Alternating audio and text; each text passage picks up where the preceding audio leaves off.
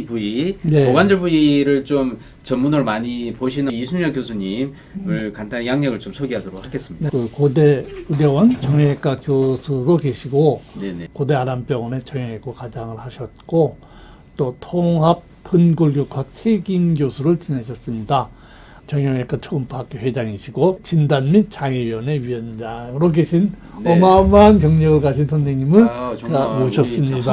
함부로 우리 아이가 이상한 건가요? 주제를 이렇게 뽑았는데 네. 시청자분들이 좀 궁금해할 것 같아요. 네. 얘기해 주시죠. 제가 이제 소아정형외과 진료를 뭐 한 30년 이상 이렇게 쭉 하다 네. 보면 네네. 그 아이가 좀 이렇게 해서 대개 부모님이나 이제 할아버지 할머니들을 데리고 오지 않습니까? 네네. 근데 그런 이상이 있다고 해서 걱정을 하고 오시는데 네네. 그 중에 한 80%는 괜찮아요.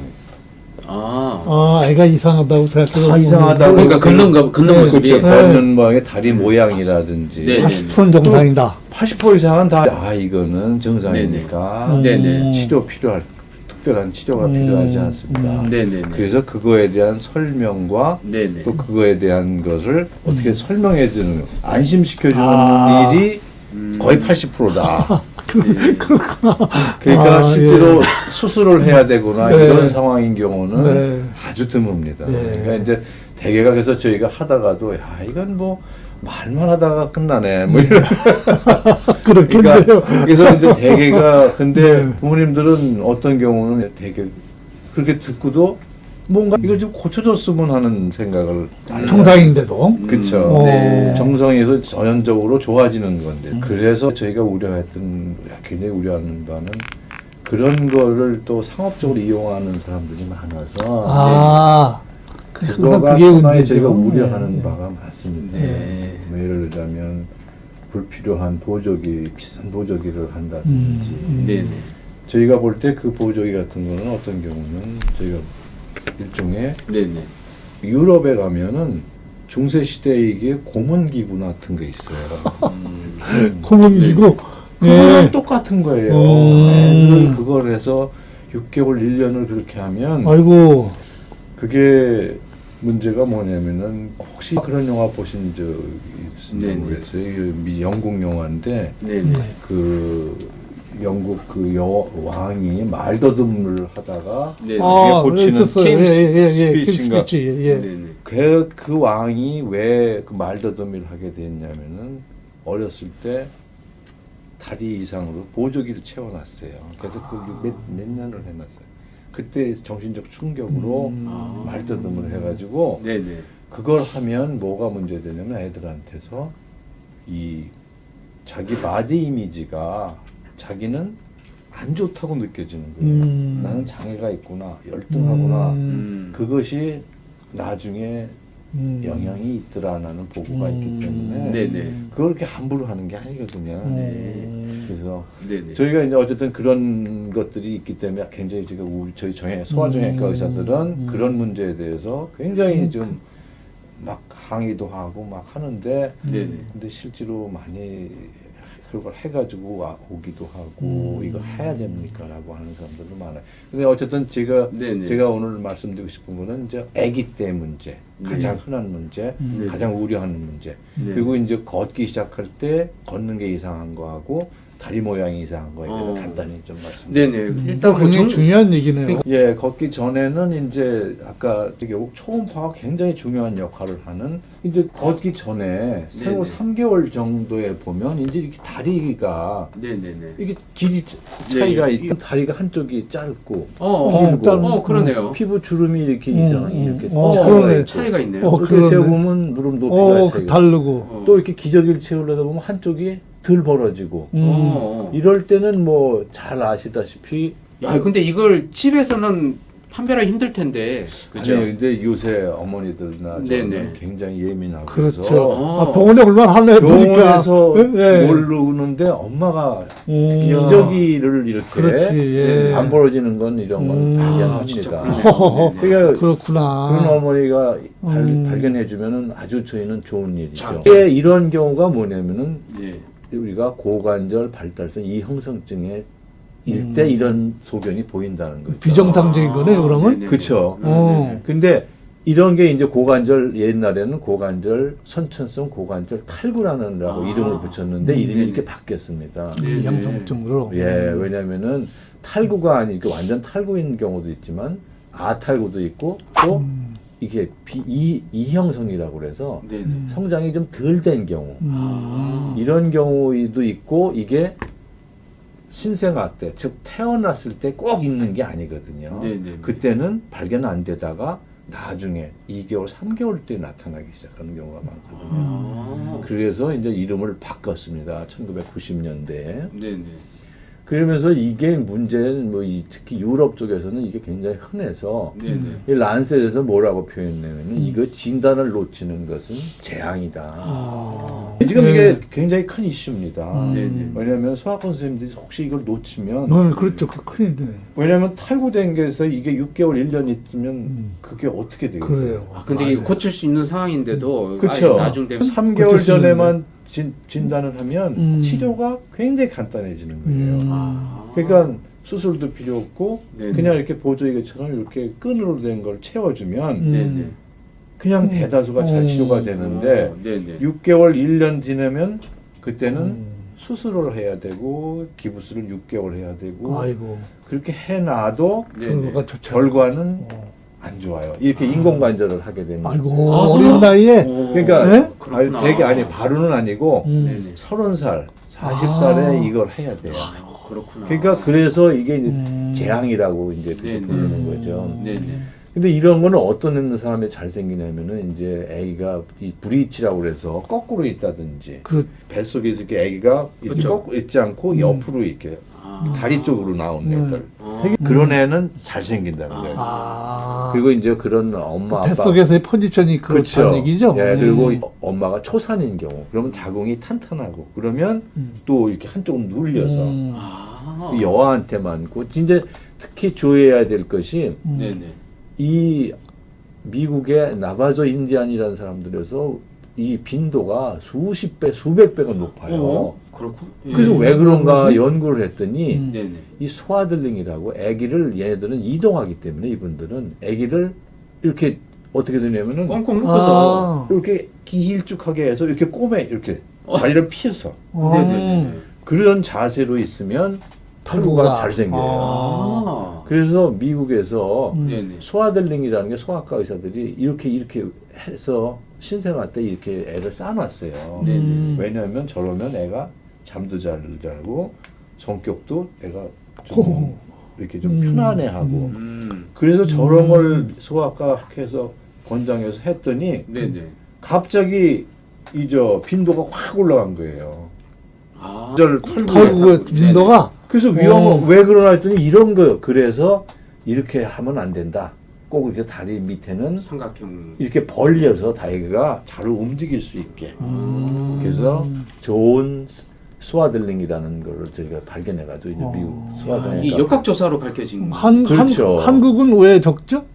한국은 어버키워서 그런가? 이 인종적 것도 있지만은 없잖아요. 업어서. 업은 저자제가 되도록 돼. 그렇죠. 저렇게 되면은 이 업어놓는다는 얘기는 우리가 치료하려면 걔를 업힌처럼 다리를 벌려줘요. 그러니까 치료하고 있는 거랑 똑같아요. 그래서 이 치료, 이 예후라는 거는 시기가 결정적인 거예요. 그러니까 이거를 늦추면 뭐 아주 그냥 재앙이고 그래서 중요 시기가 석 달. 6주 내지 3개월에서 이걸 발견해내요. 그렇구나. 근데 문제는 네네. 3개월 이전에는 이러한 소견이 나타나는 거는 3개월 이후예요. 3개월 이전에는 잘 안 보여요. 그러면 어떻게 발견을 해요? 그래서 이제 그때 하는 것이 이제 오토라리 검사라고 해서 이거 실제로 이렇게 저희가 해서 이 탈구되는 거를 발견해내야 돼요. 아, 그거는 누가 하나요? 소아과 선생님이 하시나요? 문제는 이게 가장 큰 문제인데 예. 소아과 선생님이 몰라요. 근데 정형외과 선생님한테 잘 안 정형외과 올 것 선생님도 같은데. 몰라고. 몰라. 소아정형외과 의사만 안다는 거예요. 아, 그러면 안 되죠. 그럼 빨리 교육을 빨리 시켜줘야죠. 교육시켜야죠.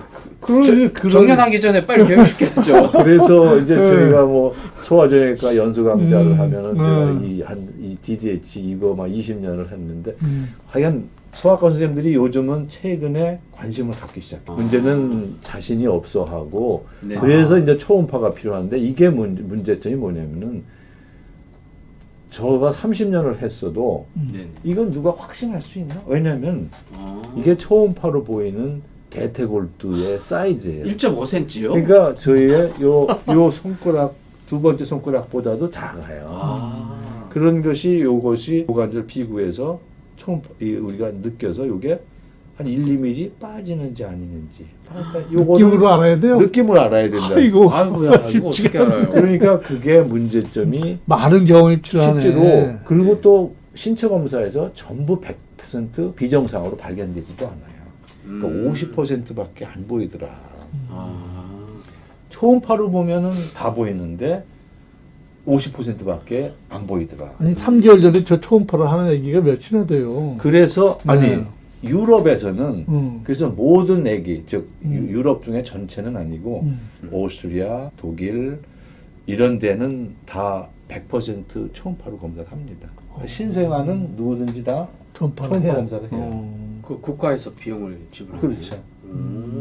그렇게 하고 그 외의 나라에서는 대개 선별적으로 검사를 합니다. 초음파 검사는. 그래서 그냥 신체 검사는 다 하고 네. 근데 신체 검사 영국에서 처음에 신체 검사를 국가적으로 했는데 네네. 100% 실패했어요. 한 20년을 하다가 하도 아무 효과가 없어요. 그래서 그렇군요. 이제 초음파를 선택적으로 하자. 그래서 어느 부분에서는 전 애를 다 초음파 검사를 하자 하는 게 그래서 아직도 그 논란이 많습니다. 부분적으로 하는 거에 대해서는 다 동의를 하지만 이걸 누가 제대로 할 줄 아는 사람이 어느 아, 그냥 참. MRI 찍으면 안 되나요? MRI 찍으면 되죠. 음. 근데 또 하나 그거에 또 장점이 있는 게 그거는 형태적인 것만 보이지 이 고관절 이형성죄가 형태적인 것뿐만이 아니라 다이나믹한 거거든요. 그래서 솔라가 정답이네. 그래서 이제 그 음. 방사선 검사가 효과가 있을까? 방사선 이거는 아기 때는 여기가 다 연골입니다. 네, 근데 엑스레이 안 보이고 아. 그리고 검사할 때 자세에 의해서 조금만 그 예민하기 때문에 이거는 거의 엑스레이를 안 찍습니다. 네. 효과가 없기 때문에 네. 그래서 이제 1980년대 그라프 선생이라는 분이 오스트리아 분인데 네네. 이분이 이제 고관절의 초음파를 이제 아. 시작을 했습니다. 이분이 하여간 시작을 해서 보니까 초음파가 아까 설명드렸지만 너무 편한 거라 그냥 대면 되고 바로 볼 수 있고 다이나믹스도 다이나믹도 볼 수 있고 그리고 형태도 볼 수 있고 네네. 성장세도 볼 수 있고 네네. 그리고 이게 제일 간단한 점은 저 레디에이션이 없다는 거죠. 아, 그렇지. 예. 엑스레이, CT 이거는 뭐 애기들한테는 찍는데 그냥 이렇게 한번 이렇게 찍는 거예요. 네네. 그러면 요게 이제 이게 다 연골이지만 이렇게 페모럴 헤드가 이렇게 보이니까 오. 이걸 아주 이게 정확하게 정상입니까? 이건 정상이죠. 아, 네. 요 제 안에 요 관절 안에 네. 싹 다 들어가 들어가 있으니까. 네. 그래서 이제 이 그라프 선생은 여기서 이제 뭐 알파 앵글 아. 이건 이제 이 본 쪽을 재고 네네. 베타 앵글은 이제 여기는 연골 부위를 재고 이런 뭐 여러 가지를 해서 네네. 하고 또 이제 이거에 대한 연구가 뭐 수없이 많이 쏟아져 나오죠. 뭐 특히 저 유럽 쪽, 미국 쪽에서 이건 제가 하는 건데 이제 그걸 또 방법을 보는 방법이 여러 가지가 있어요. 그래서 네네. 정상 상태고 요거는 약간 미성숙, 요거는 약간 디스프라시아. 여기 뭐냐면 요게 이렇게 깊지를 않고 약간 이렇게 돼 있죠. 요거는 이렇게 돼 있고. 뭐 아무리 말씀하셔도 그러니까. 구별이 잘 안 되겠다. 잘안 의사들도 되겠다. 문제는 이게 응? 문제예요. 네. 저는 이거를 몇십 년 보셨으니까. 1995년부터 네. 했으니까 저는 그리고 이제 인스테빌리티 이게 스트레스를 뷰를 해가지고 네네. 스트레스가 이렇게 덜렁덜렁 거리는지 이게 완전히 덜렁덜렁거리게 빠졌다 들어갔다 하는 걸 아. 느낄 수가 있거든요. 아. 그래서 이제 이런 걸 해서 네네. 이게 저희가 우리나라에서 제일 먼저 영국 제 옥스퍼드에서 하는 걸 보고 우리나라에서 이제 시작을 했는데 문제는 네네. 같은 아기에서 해도 이렇게 완전히 이건 완전히 빠진 것처럼 보이고 이건 미성숙해 보이고 그러니까 그런 게 문제잖아요. 이거 구별이 하는 잘안 사람에 되네. 대한 영향이 네, 네. 굉장히 지나친 거예요. 그러니까 진단 오류의 가능성도 많고 과진단 되기도 하고. 그러니까 당연히 또 독일에서도 질문이- 네네. 저희가 이제 가서 나옵니다. 독일에서는 모든 애기한테 다 초음파를 하니까 거기는 너 굉장히 잘 될 거다라고 생각하고 우리가 가서 물어보면 엉망이에요. 독일조차 하는 사람에 예, 따라 예. 다르다. 뭐 그리고 이거를 거기에 이제 소아과 선생님이나 누군 아니면 거기 이제 프랙티셔너라고 해서 네네. 1차 진료하는 사람이 하는데 실질적으로 그만한 역량이 없죠. 저게 만약에 말이에요. 예. 진단이 어려우니까 네. 정상을 비정상으로 진단하면 어떤 피해가 오나요? 만약에 치료가 필요하진 않은 애기한테 치료를 하게 되면 이제 물론 굉장히 불편한 감을 줘야 되고 비용도 들어야 되고 또 하나는 무혈성 괴사라고 해서 대퇴골두 무혈성 괴사의 아이고. 합병증이 있어요. 그래서 네. 이 표준 영상이라는 것을 꼭 찍어야 됩니다. 즉 이렇게 찍으면 이거는 적절한 검사가 안 된 거예요. 그래서 이제 저희가 요렇게 이 힐스리언 나오도록? 인공지능 연구소 저서 같이 하는 게 우리가 모든 소아과 선생님들이 이거를 좀 해줬으면 저희 이제 바람이 네네. 조금 이상하면 저걸 해서 정상인 것만 확인하면 되잖아요. 정상이면은 표준 영상이 나오면 초비유가 나오도록 초파를 해야 된단 하게 말이죠. 그렇죠. 찍어야 되는구나. 그거 찍는 건 누가 찍었어? 그거는 이제 교육을 해서. 그렇죠. 교육을 하더라도 한 상당한 경험이 필요하니까 그 프라이머리 피지션이 그렇죠. 시간이 많이 걸릴 것 같은데. 그리고 그렇게까지 많이 왜냐면 다른 일도 바쁜데 네. 여기에 그만한 투자를 하기가 어려우니까 네네. 그래서 이제 이걸 인공지능을 이용해서 검사를 할 때 이렇게 해서 이거를 아. 도움을 받자는 거죠. 그러네요. 가령 이제 저 이미지가 나오면 딱 캡처가 그렇죠. 되도록 하면 그러니까 되지. 이 동영상 이거는 동쪽 네. 이미지니까 네. 네. 계속 움직이다가 저게 나올 때 딱 잡아내서 네. 어. 그럼 됐다, 되죠. 됐다 이렇게 네, 좋은 하고 생각이에요. 저걸로 통해서 정확도랄까 뭐 그런 게몇 프로는 이게 더 궁금할 거 아닙니까? 그죠? 그래서 비교적 검사가 정확도를 굉장히 높이도록 저희가 지금 인공지능 개발 그걸 중이에요. 개발 중이구나. 예. 그래서 이제 저희가 바라는 거는 네네. 정상으로 나오면 그건 괜찮은 거예요. 비정상으로 나오더라도 바로 치료를 안 합니다. 서베일런스라고 해가지고 왜냐하면은 이 3개월 즉 6주 이전까지는 충분히 기다려도 돼요. 그러니까 신생아 때 해서 이상이 있으면 네네. 그때는 observation을 해서 좀 기다렸다가 다시 해서 그때도 이상이 있으면 그때 이제 소아정형외과한테 의사 보내면 아. 우리가 그때는 이제 정확하게 치료를 하잖아요. 이렇게 그거를 해달라는 거지. 네네. 소아과 선생님이나 1차 저 프라이머리 피지션이 진단까지 하고 치료까지 하는 걸 바라는 건 아니에요. 그거는 불가능한 얘기고 네네. 이거는 저희도 아주 많은 경험을 갖고 치료 결정과 그거는 안 되고 네네. 문제는 모든 애기들한테서 검사해서 정상인 것만 확인해달라. 네. 저 표준 영상만 좀 그쵸, 해서 얻어달라 하면 그래서 정상이면 이건 됐습니다. 걱정하지 네. 마세요. 음. 이상하면 좀 빨리 기다려보고 아니면 소화를 보내고 네, 그거만 해달라는 거예요. 이거를 온라인으로 올리는 거예요. 이 지금으로 하면은 네네.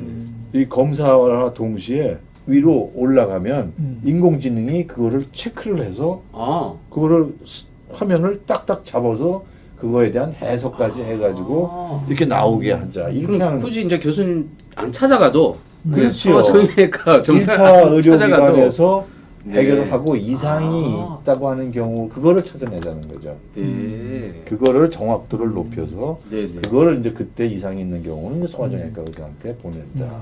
트레이지만 좀 제대로 해도 그렇죠. 훨씬 더 네. 네, 그러면 정말 효과적으로 야, 그리고 트레이지. 불필요한 게 사실은 제가 그 진료 중에 아까 이제 나중에 제가 이제 또 다른 비슷한 케이스를 보여줬는데 고관절 이형성증이라고 보낸 환자의 네네. 90%가 정상이거든요. 아. 그러니까 그런 거를 제가 다음에 여기 보이는 것이 이제 이 아이가 진단을 늦게 하는 경우가 많기 때문에 네, 이게 네. 굉장히 법률적 문제가 됩니다. 미국에서도 우리나라에서도 굉장히 소아과 선생님들이 고생을 많이 했어요. 그래서 하여간 지금 영유아 검진 때 소아과 선생님들 그 개원이들은 이거를 빼달라. 너무 리스크가 크다. 그 검사 소송이 여러 건이 그냥 연달아 걸렸어요. 그래서 개원이들은 우리는 이 검사를 얘를 여기 영유아 검진에 넣을 수 없다. 왜냐면 놓치는 경우가 너무 많으니까 실제로 그걸 하지도 못하고 그래서 법률적 문제도 있고 해서 한 그런 문제가 있기 때문에 이거에 대해서 아주 조심스럽게 접근해야 됩니다. 근데 이제 문제는 이런 거예요. 틀에 박힌 애기 증후군이라는 몰리드 베이비 신드롬이라는 애가 실제로는 요게 똑같아요. 고관절 이형성증이란 다리 길이 짧고 주름 비대칭이고 여기도 비대칭이고 다리도 안 벌어지고 또 이렇게 이렇게 몸이 휘고 또 이게 머리가 사도증이라 그래가지고 이 옆장구 엑스레이 찍어도 이거 칼구네 이렇게 보여요. 네네네. 이거 왜냐면 골반이 이렇게 삐뚤어져서 찍혀서 그래요. 엑스레이가. 네네네. 그럴 때 이제 결국 초음파로 했더니 정상이네. 아까 표준 영상이 나왔네. 그렇죠. 네. 그러니까 이 DDH의 고관절 이형성증의 치료와 진단에는 이 초음파가 결정적이거든요. 그래서 이런 애기들은 그냥 수면 자세를 조정해주고 네네. 그러면 이제 되게 교정이 되거든요. 네네. 근데 이런 게 문제는 요새 이제 저 문제 되는 게 결국 이 애기 머리 짱구하고 얼굴이 이렇게 비대칭인 거를 이렇게 헬멧 치료를 그런 것도 있습니까? 우와. 하는데 이거에 대해서 약간 찬반이 좀 많아요. 네. 왜냐면 이게 이제 가격도 한 300만 원, 400만 원씩 하고 어떤 사람은 혹시 좋아지는데 왜 안 하느냐 이렇게 하는 사람이 있고 네. 아이 실제로 안 되는 사람도 있고 별로 도움 안 된다는 의견도 있고 네, 그래서 네. 그러니까 영국의 NHS 그 의료보험 거기서는 절대로 돈 못 준다, 못 한다 이렇게 나오고 그래서 참 논란이 많습니다. 이제 네. 걷는 그림만 몇 개 보여드릴게요. 네. 이게 걷는 게 이상한 게 다리를 바깥으로 걷는 애들, 이 안쪽으로 걷는 애들, 발끝으로 서서 걷는 애들, 이런 게 이제 이렇게 있는 게 되게 내적지 보행은 발이 이상한 경우, 여기가 돌아서 이렇게 안쪽으로 돌아서 있는 경우, 아니면 대퇴골이 이렇게 있는 경우가 있고, 발에 이렇게 변형인 경우도 있고, 이렇게 가만히 있으면 괜찮은데 걸을 때만 이러는 경우가 있고 그래요. 이런 것들은 치료를 해야 되고 이 하태가 여기가 돌아 있는 애들은 이렇게 이제 누워서 보면 이렇게 다리가 안쪽으로 가 있는 게 보여요. 네네.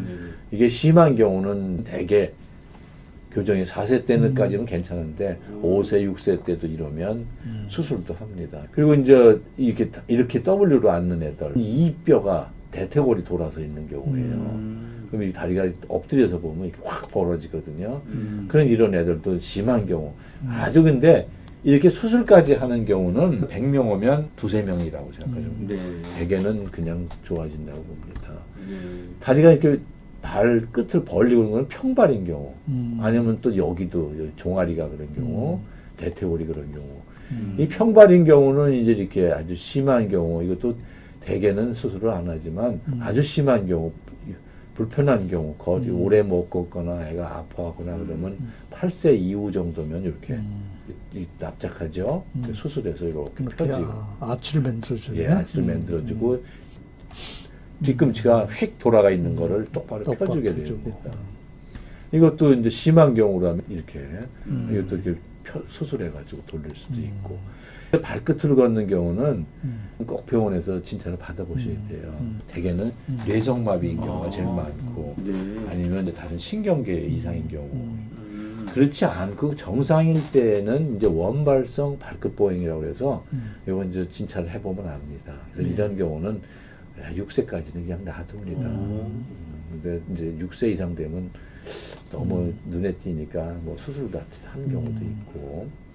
이제 다리 모양이 이상인 경우가 있죠. 이렇게 O자형 다리인 경우, 이렇게 이제 외반인 경우, 이렇게 내반인 경우는 이거는 아기 때, 즉 2살, 3살까지는 거의 정상이라고 보시면 됩니다. 이런 아기들은 다 그런 거다라고 하는데 되게 이제 이거 가지고 되게 이거 하고 옷자다리라고 고쳐달라고. 이런 경우에 또 되게 안쪽으로 이렇게 걷거든요. 네. 그래서 이제 많이 오고 이런 경우에들도 되게 4살 되면 이렇게 돼요.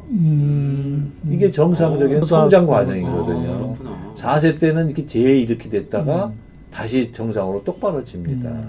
그러니까 이런 정상 과정인 경우에 이제 치료를 하거나 자꾸 걱정하시면 안 되죠. 네. 근데 2세나 3세가 넘었는데도 이게 병적 상태가 있거든요. 네. 이거를 구별할 줄 알아야 됩니다. 그래서 이제 그런 경우에 정형외과, 소아정형외과에 와서 이게 병적 상태냐, 생리적 상태이냐. 그래서 2세 넘어가서도 안 되고 그럴 때는 이런 보조기 치료를 이렇게 해야 됩니다. 네. 그러고도 안 된다.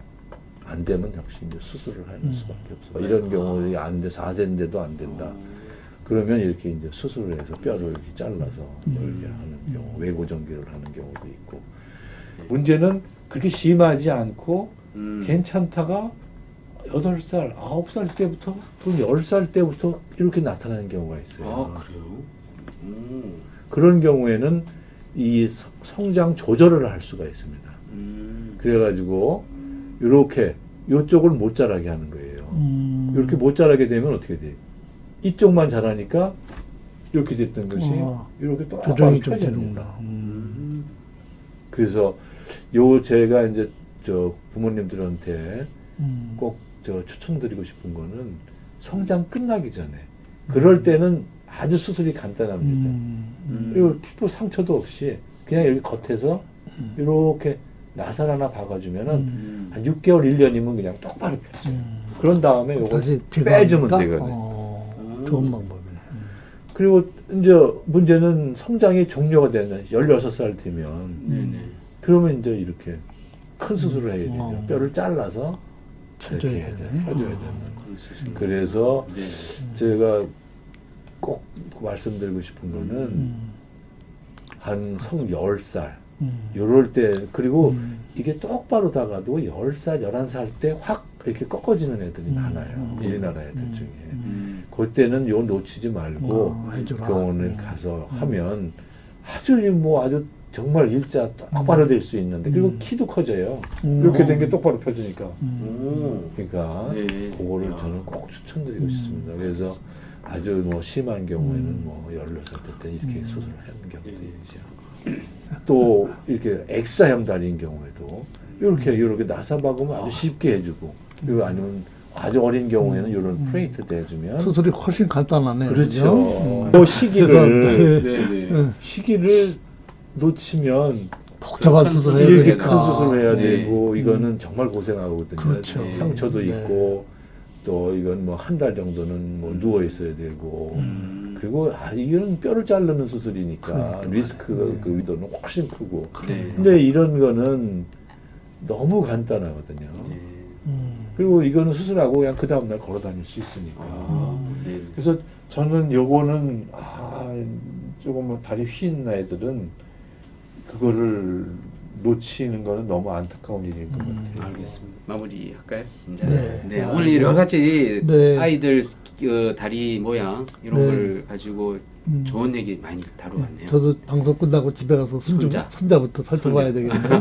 그냥 감사합니다. 아주 네, 네. 유익한 내용이었고요. 아, 이게 예. 아주 중요한 정보네요. 예. 초청해 주셔서 감사합니다. 네. 하루빨리 그 초음파가 네. 인공지능으로 네. 해서 예. 쉽게 진단될 수 네. 있도록 그거 해서 저희 기대하겠습니다. 발악기는 올 3, 4월 전에는 네, 해서 네네. 거의 모든 소아과 선생님들이 아. 그걸 사용해서 네네. 진단하는 데 쓸 수 있었으면 하는 목표로 지금 개발하고 하여간 있습니다. 네. 3개월 전에 진단하면 별일이 아닌 것을 그렇죠. 재앙 수준으로 그렇죠. 발전하는 걸 네. 막아야 되겠습니다. 초청해주셔서 감사합니다. 감사합니다. 네, 네. 여러분 다음 주 목요일까지 네, 또 안녕히 계십시오. 예, 네. 안녕히 계십시오.